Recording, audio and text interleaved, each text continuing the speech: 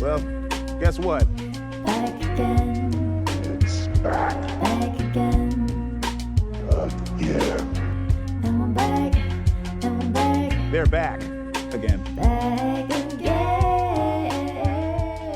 Hello, everyone, and welcome to the Back Again Sequel Podcast, the only podcast that takes a sequel from the past and finds out if it was worth going back again. As always, I'm Matt, and today we are joined by a very special guest. He is an actor, he is a Jurassic Park aficionado, and, fun fact, he's the one that told Michael Crichton to drop the from Jurassic Park. It is Bear Lyle. Bear. Hello, Matt. Thank you so much for having me on today. Thanks so much for being with us. And as it said, you're a Jurassic Park aficionado, which means today we are doing the follow-up to Jurassic Park from 1993, and we are doing The Lost World, Jurassic Park. Mommy! Daddy!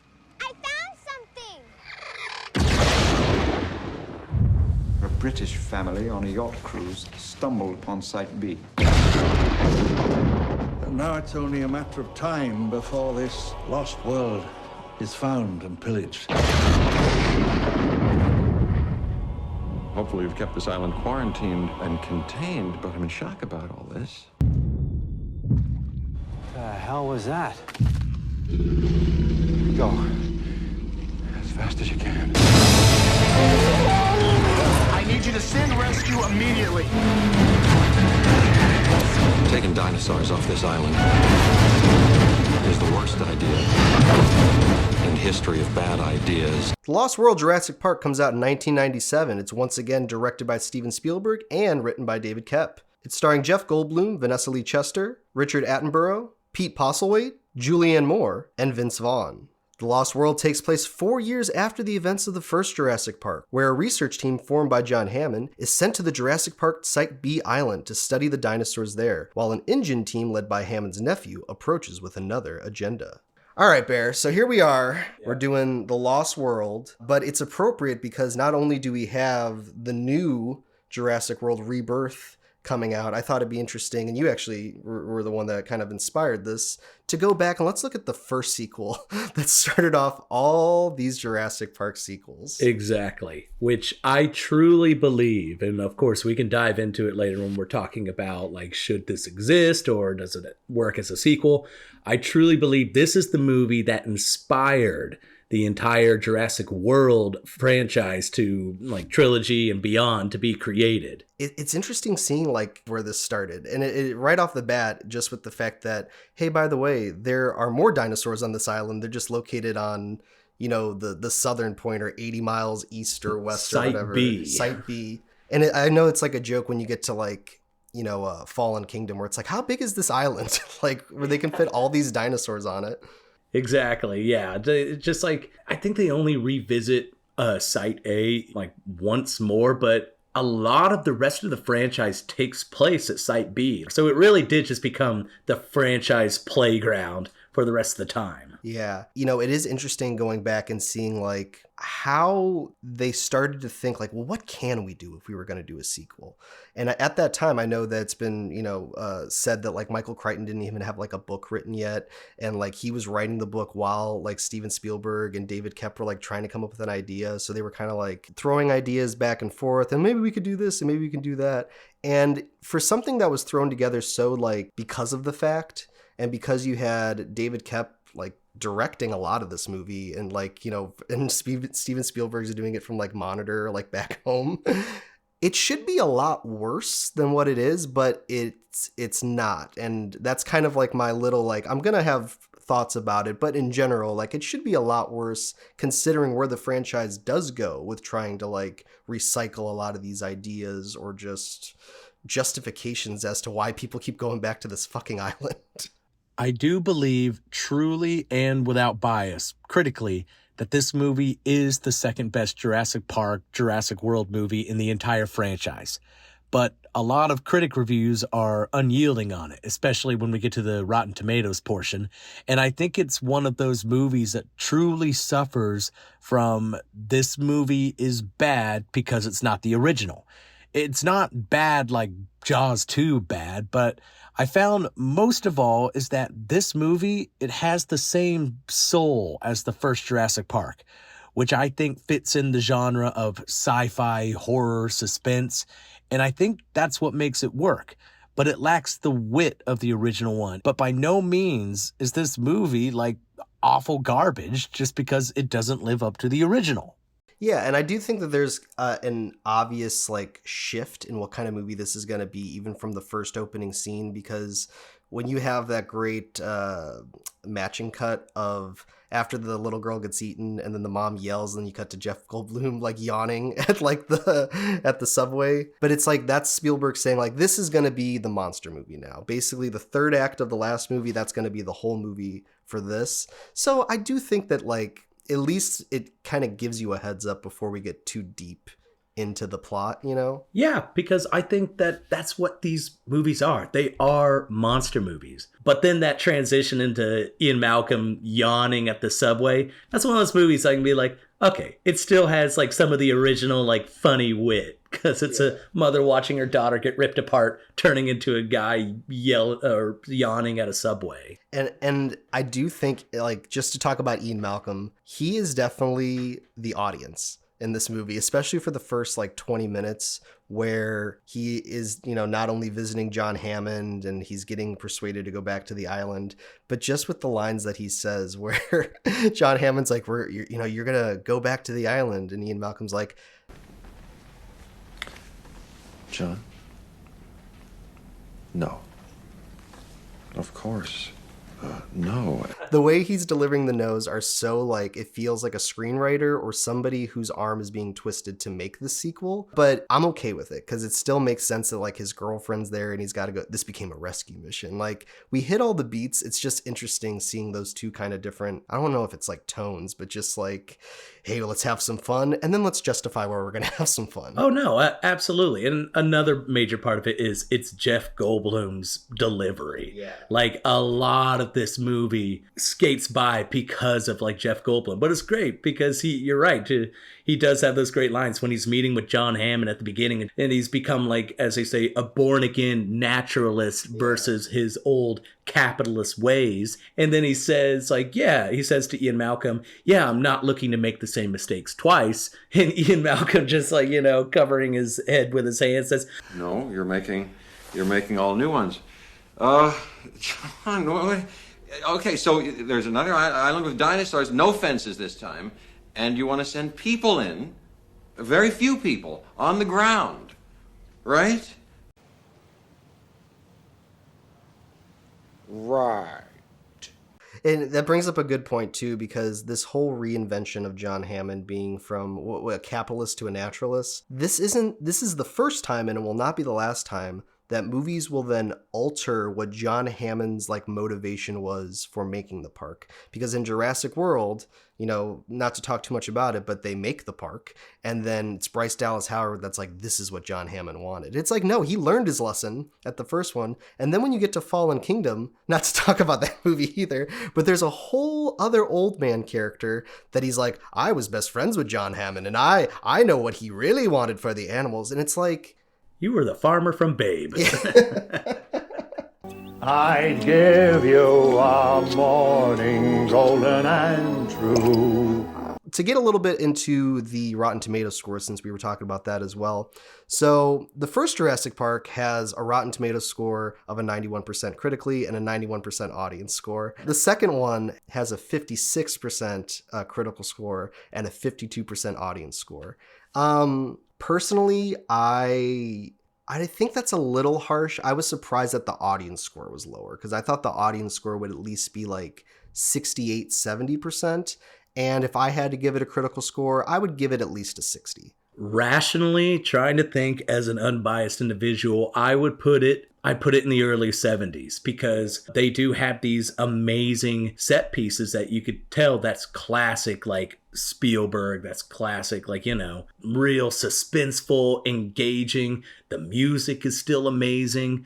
The cinematography, if you watch it, it's still great. And then, the graphics, the CGI is still like very passable. And this is something that was made in 1997 or 1996. Yeah, and at least to its credit that they do try to go in a different direction, even just like visually, like the cinematography. Like one thing that I really like about this sequel is the fact that it looks more kind of real worldy. Feels like a war movie. It's like it's very like gray, like there's a lot of shadows and a lot of it's shot at night, which is really interesting. A lot more than the first one, I think. But there is also, and I know people have said this before, there's a lot more CGI. So as much as I like the cinematography of it, it does also feel like, well, we're going to use that to our advantage because we're going to have a lot more CGI dinosaurs instead of practical ones.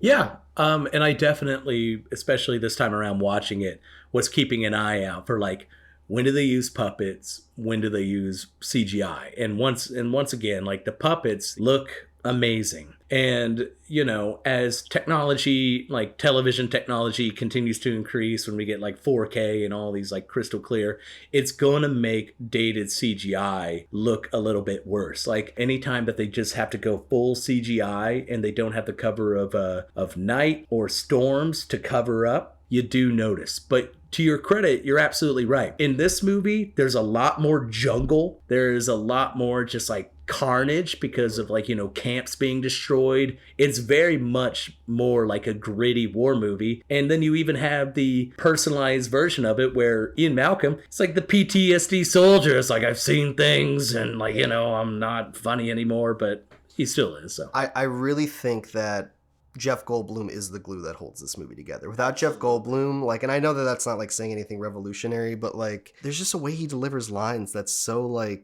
we're in on the joke with him a lot of the times, which makes it really digestible. And even though he's got some like cheesy kind of action lines, the obvious one is the Mommy's very angry. Yeah, it's cheesy, but it's I don't know. I like his delivery, so he holds it together a lot. Very dry, sarcastic, like once again meta, like he's turning towards the camera, nudging us and being like, the fuck's wrong with these guys? Like, yeah. Even, and then just to go back to like the dinosaurs again with the puppets versus the CGI, the one thing that I do wish that they had more practicals of were the velociraptors in this one, because that is by far, it feels like the most like tagged on. And my gosh, that whole velociraptor chasing Jeff Goldblum, his daughter, and Julianne Moore, those kind of scenes feel more formulaic than they do kind of naturally what would happen with the plot like the first one. You don't even have to juxtapose that hokey raptor scene to the first Jurassic Park.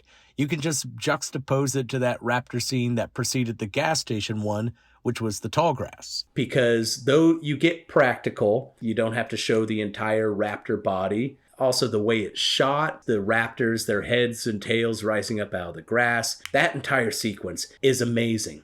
And then you follow it up with that engine gas station scene with Ian and Sarah and Kelly. And the raptors just kind of turn into like dumb dogs as opposed to cold, calculating like killers and hunters as we know them to be. So like for you, the tall grass scene is kind of the one that really sticks out. I would say for me, because I do like that scene as well, but I really do like the double trucks getting pushed over the cliff, and the two T-Rexes are essentially like working together to like push the trailer off the cliff. And I love the guy from The West Wing that helps out. Richard Schiff, Yeah, I love him trying to not only get the rope secured to the tree, but then also trying to get the trailer hooked up to his car, and he keeps falling in the mud. And then when he's getting some success, the T-Rexes decide to come back, and they're like, hey, we're trying to kill these guys. Why are you helping? And then they just eat him, which I had forgotten about that he dies. But and it sucks, you know, but... Exactly. It's easily the most tragic death. But I think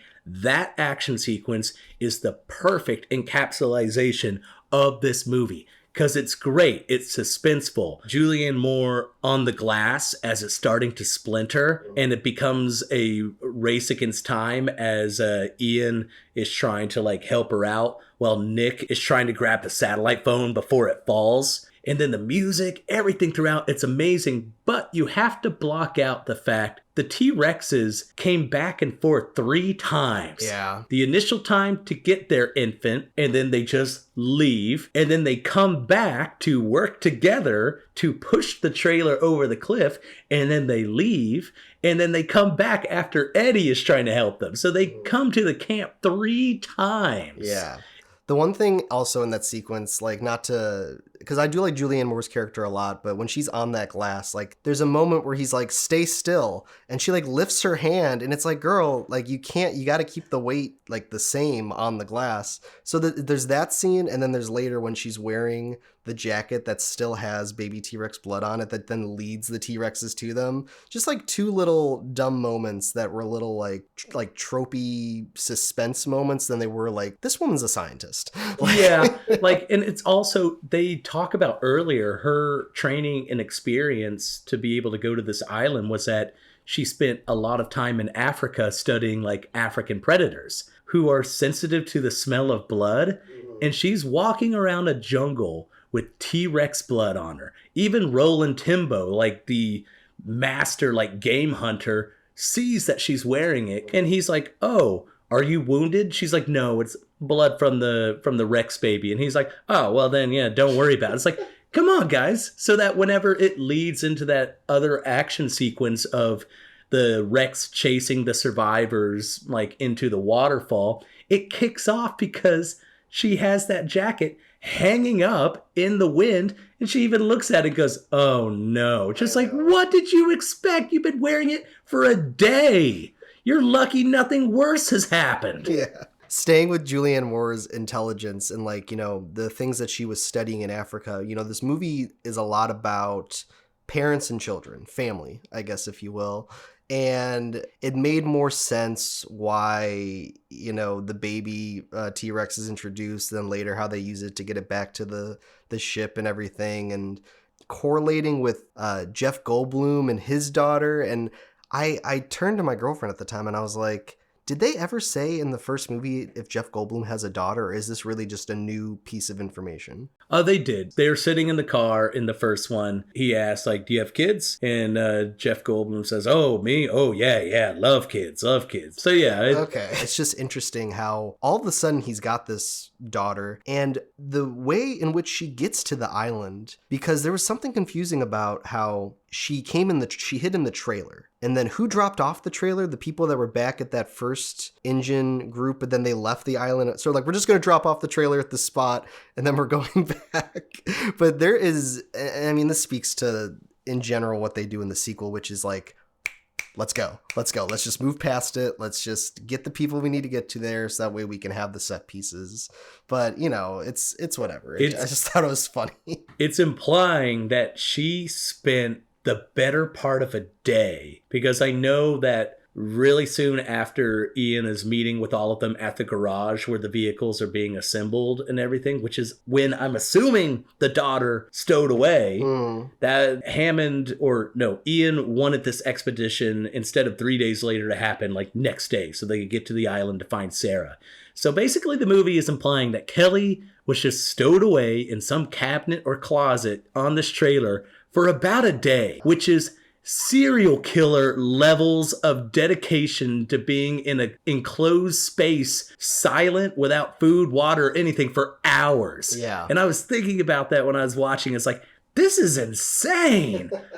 Well, this girl is confident. She not only has the drive to hide in a trailer alone, isolated for a whole day, but also to look at a bunch of bars and decide, like, I'm going to jump on these bars really quick and spin around in order to kick this raptor out of the window. You know what's going to make that scene even worse for you, Matt? She begins that bar routine before the raptor even jumps up. I noticed that too. To confront Ian. And so it really, if you think about that, it really looks like she just decides to jump on the bars and start doing a gym routine without any sort of motive whatsoever. Well, another interesting family dynamic that we have in this is the introduction that John Hammond has a nephew that also works for InGen. And that not only is he like, I guess the retcon that they do is that, once again, just like the other sequels, he actually knows what John Hammond wants, which was John Hammond's original plan was to take the dinosaurs from Jurassic Park and build it in San Diego, but it was grander that made him go to the island instead, and agreed, and the idea of something bigger. And it's like, I'm pretty sure that they wanted to put the park on that island because of living conditions for the dinosaurs, right? Yeah, I think literally it is Hammond being like, no, it needs to be on this island so that, people can come to it. It can be a full experience instead of just zoo enclosures and cages and everything like that. Yeah, and as far as that guy's performance, I don't remember his name. I'll probably put it in later here. Alice Howard. But that guy, I don't know. He and the rest of the bad guys are interesting in this movie because they're bad guys, but they're not like necessarily competent bad guys, nor are they like mustache twirling bad guys. They're kind of just like, I think he's by far the most boring out of all the bad guys. And maybe they're trying to push it as like, this is little Hammond Jr. who doesn't understand. Because I guess you have Jeff Goldblum say that whole thing, which is like, now you're John Hammond. Yeah, like Peter Ludlow is just kind of a wannabe John Hammond who insists that he's not making all of Hammond's mistakes.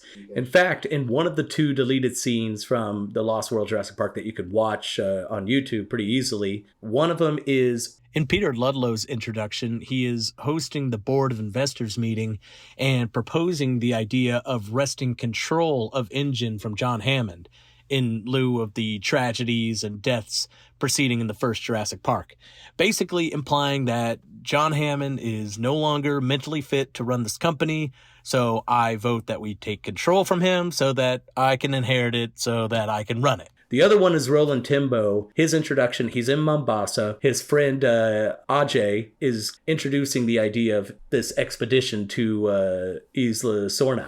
And so and then he gets into a silly bar fight, like defending a girl in which like he has one hand literally tied behind his back as he beats up a loud, raunchy American guy and everything. It's just like, okay, you're trying to say this guy's a badass. Great. And it's interesting too, because, the movie's only like 2 hours and 8 minutes with credits, but I do think you could have cut some stuff out of this movie. For example, if you cut the silly raptors chasing after, at the gas station, that whole like cartoon scene, if you cut that, I think they could still just go to because immediately after that, they go to the helicopter. And that's right after they just survived the tall grass. I think you can just cut that whole San Diego sequence. All right, we can talk about the San Diego sequence. So obviously, the San Diego sequence was originally supposed to be for the 3rd movie, but then Steven Spielberg was like, I got no way to end this movie, so we're gonna do it for now. To connect that with the Raptors, what I always found interesting, and even more so rewatching this the other day, was when the boat arrives to San Diego and the crew is dead on the boat, we are to believe that the T-Rex broke out of his containment, killed everyone on the boat, and then got back in his containment with the door opened ajar. Because my suspicion is that originally, like, there was supposed to be some raptors on that boat that killed everybody, but then they realized, like, well, we can't have a raptor and a T-Rex and a baby T-Rex. Which further confirms for me that you didn't need the raptors because you are introducing a baby T-Rex and like more T-Rex stuff, I guess, if you will. But like when that boat lands, who the fuck killed these guys on that boat? You are absolutely 100% that scene is infuriating. And it's once again another encapsulation of the Lost World being like, hey, shut up, don't think about it. Wasn't that boat crash cool? And now we have a T-Rex in San Diego. Don't think about it. Shut up. But you're absolutely right. The reason those crew members are dead is because they meant to have raptors on that ship. But then I guess they realized that the situation would get messy and out of control very quickly. So they're essentially asking you to suspend disbelief and believe that T-Rex got loose, killed all these people, and then I guess with his dying breath, the boat captain was able to trap the Rex and its baby back in the holding cargo cell, which, fine, whatever, cool.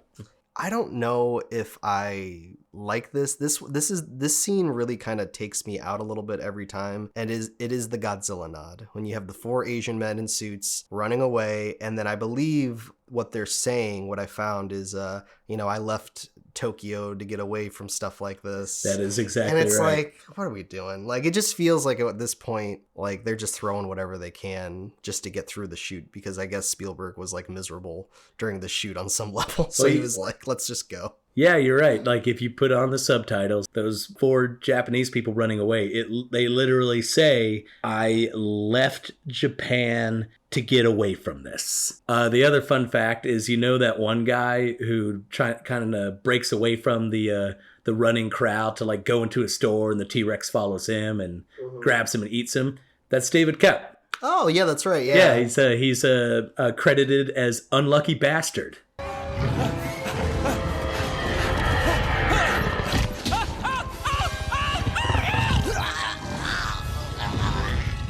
One little moment in Lost World that I actually really liked when I was watching it, it's after Tembo successfully tranks the T-Rex. And the reveal that because they do this thing where he's putting in the dart and we don't know if he's going to get it in time before shooting the T-Rex. And it's not until Hammond Jr. shows up in this scene, there's no dialogue in this scene, it's all quiet. But Hammond Jr. shows up, and then he's just looking out like in awe. And then he just I think rack focuses to Tembo just sitting there quietly with like his legs folded. And I was like, this is such a interesting way of showcasing this that tonally doesn't even match the rest of the movie that we've been watching. But it's just one of those things where it's like, here's a great moment in Lost World. And I think that's what this movie is. There's lots of really great moments, but the moments don't always necessarily fit together. And I think it's just because they were just kind of making it up as they went along. I mean, I think that scene is taken straight from the philosophy of Jaws. You don't always have to see the creature to make it engaging, which I gotta go on a just fan rant about like Pete Postlethwaite, Roland Tembo. I think he's the best character in this movie. Like we talk about how many one-liners that Jeff Goldblum is just chewing on. Nothing compared to Roland. This is a game trail, Mr. Ludlow. Carnivores hunt on game trails. Do you want to set up base camp or a buffet? Where do you think you're going? To collect my fee, Mr. Ludlow, to collect my fee. Just fed. I assume you're talking about Eddie. You might show a little respect. The man saved our lives by giving his. Then his troubles are over. My point is that predators don't hunt when they're not hungry. No, only humans do. Oh, you're breaking our hearts. Saddle up. Let's get this movable feast underway. I believe I've spent enough time in the company of death.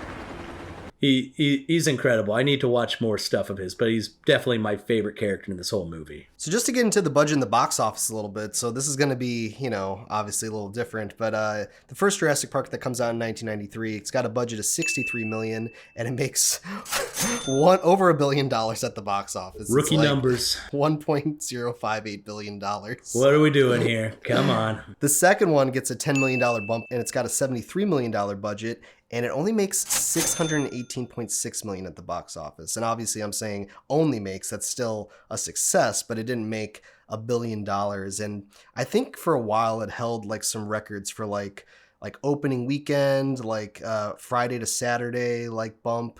But after that second week, it had a pretty big drop because people, once they saw it, they were like, this isn't the same as the first one, but still made, over $500 million, which is good. And not only that, it continued the fandom of this franchise, which kind of brings you up a little bit because you are a gigantic Jurassic Park fan. How has Jurassic Park impacted your life, and do you have like fun toys or anything like that? I am absolutely shaped by Jurassic Park.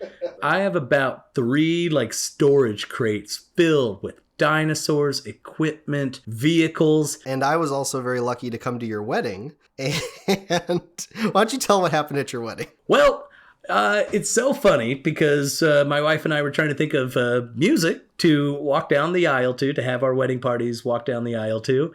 And as a joke, I literally threw out the classic Jurassic Park theme. And my wife goes, no. And I was like, okay, but... And I play it and we stand up and we kind of act it out as each wedding party member going. And as time goes by and we're doing it and the music's going on, she kind of just looks at me and just goes, oh my God, are we going to do this? Like, why does this work so well? And I'm like, because it's John Williams. It's Jurassic Park. So lo and behold, my wedding party walked down the aisle to Jurassic Park, and I wouldn't have it any other way. Oh my gosh. Well, the two great things that have come out of the Jurassic Park franchise, one being the fact that you used the theme song for your wedding, and I would say the strong second contender would be the SNL sketch that Jeff Goldblum did in 1996, hosting SNL for promotion of Lost World, where him and Will Ferrell do Harry Carey, like teaches you about the universe. Gosh, yes. Which I'll play a little bit of the clip now. Hey, now, kid, we all know that the moon is not made of green cheese. Yes, that's true, Harry. But what if it were made of barbecue spare ribs? Would you eat it then? What? I know I would. Heck, I'd have seconds. And then polish it off with a tall, cool Budweiser. So as always on this podcast, we ask 3 questions that lead to a final decision of if the sequel is worth going back again. And the first question is, does it work as a sequel? And since you're our guest, you can start it off, Bear. I thought about this question way harder than I should have, and just thought about, for a sequel to work, I think about the characters, the world, and then the culture and setting before the movie, and if they're changed at the end of the movie. At the beginning, you have this island full of dinosaurs, a bunch of people go to it, some of them get killed, havoc ensues, and then the remainder leave, and then that island of dinosaurs is just the way it is. Yeah. And so nothing really changes. So the only way that I can answer this is as a fan, and I gotta say, yes, the sequel works because it's, once again, a movie directed by Steven Spielberg, air quotes, featuring dinosaurs. And if I could look into the future at that time to see what Jurassic movies would follow, I would not take this one for granted. Yeah, it's interesting because you really were setting that up as if you were going to give it an X, and then you said, but as a fan, I'm giving it a check. And it's for the fans, okay? This movie is not for the critics. It's not for the awards, the Academy. This is for the fans. Yeah, and I do agree with you because our characters do not necessarily learn anything or change by the end of the movie. It's not like Jeff Goldblum connects with his daughter more. In fact, she's out of the entire third act. It's not like him and Julianne more. I mean, what was interesting about it is they're not really fighting at the beginning of this movie, which most movies I feel like would do. They're just like together, and she even says to him like, I love you, I just don't need you right now. I thought maybe that was a setup for something later. But yeah, none of the characters learn anything, and the only thing that really does have an arc is the world itself, in regards to people not knowing about the island or not believing that this actually happened in the first one, and then the exposure of dinosaurs where the world then does believe. But we don't even get to see the joy of, like, you know, maybe Jeff Goldblum's character being vindicated, because at the beginning of the movie he's getting like trashed in the press for being like a liar, but then at the end he proves it, and it's not like he gets his aha moment. And I just think that's because they didn't plan out an actual story. They just wanted to do like a plot heavy movie. So it's weird for me because I do think it works as a sequel strictly just off of like a reason to get people back around dinosaurs again, but I don't think it works as a sequel as the story about mankind's interference with dinosaurs and what it means like to play God and what it means to like grow as a person. So I originally was going to give this a check, but I'm actually going to give it an X. It doesn't work as a sequel for me. They at least don't even pay off the thing they put so much focus on in the beginning, which is people not knowing about the dinosaurs and Jeff Goldblum being kind of wrung out in the press. And by the end of the movie, obviously people know about dinosaurs now, so that gets vindicated. But it's going to be like 51-49 for me. I'm going to say it doesn't work as a sequel just because of the fact that they don't finish it. So that sounds like it's going to get 1 check and 1 X. So the next question is going to be, is it enjoyable / entertaining? I'll start off this one real quick, and I will say, yeah, I would, for the, it's like 60-40 enjoyable, entertaining. There are things that drag, and there is that really dumb raptor sequence at the gas station, but Jeff Goldblum, the big set pieces that they do, and just the choices that they made to make it a little bit more like mature and serious with the cinematography. I do like the T-Rex in San Diego at the end. So it's a little, I think they could have cut it, like I said, a little bit, but overall I'll give it a check. It is enjoyable / entertaining. I also give it a check. It is very entertaining, is very enjoyable. Like I said, I think this movie suffers critically from it not being the first one, but you know, you think about the trailers hanging over the cliff. You think about the raptor tall grass scene. You think about the Rex chase like into the waterfall. Don't think too much about the sequence of events that lead up to those set pieces, but still it's a Spielberg and kept once again being able to create suspense and drama out of situations you really wouldn't think of. And I think, once again, I keep harping on how Lost World contains the soul of Jurassic Park in that it has these sequences with the trailer that you wouldn't think of originally because it doesn't explicitly involve dinosaurs. Yeah. But it's still so fun. And then when you have dinosaurs on screen, even if it is hokey, like the second Velociraptor scene, you still enjoy it because it's dinosaurs on screen. So that sounds like it's going to get 2 checks. So the last question is going to be, does it need to exist? You're our Jurassic Park fanatic. This was your decision to pick this movie. Does this sequel, more so, need to exist? I mean, it's going to be a check mark because it needs to exist simply because it makes us grateful for not having 1, but 2 Spielberg dinosaur films.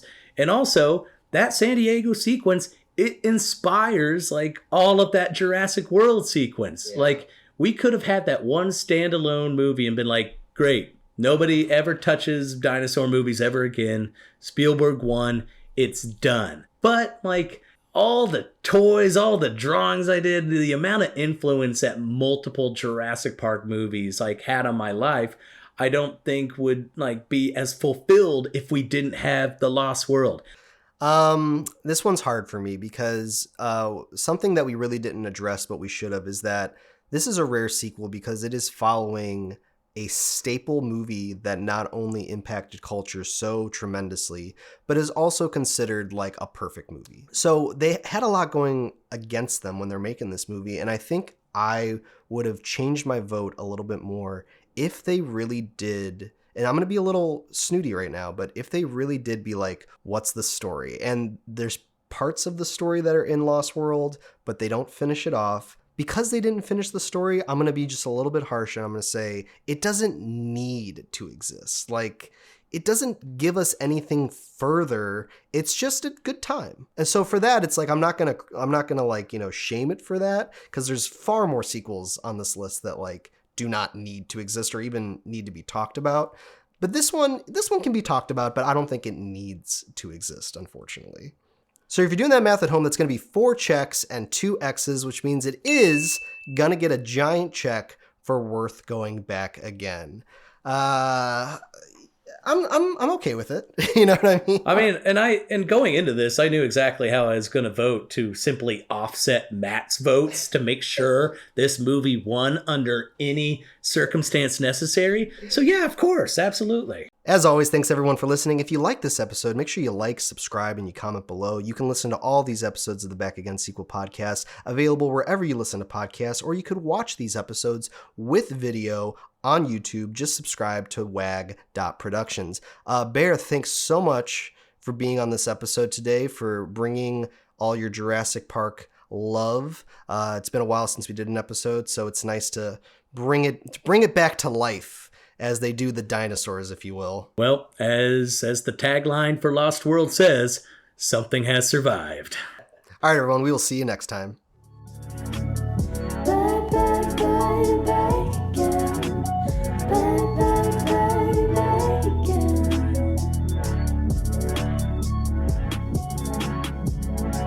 I'm back again. All right. All right, now let's do it for real. Oh, shit.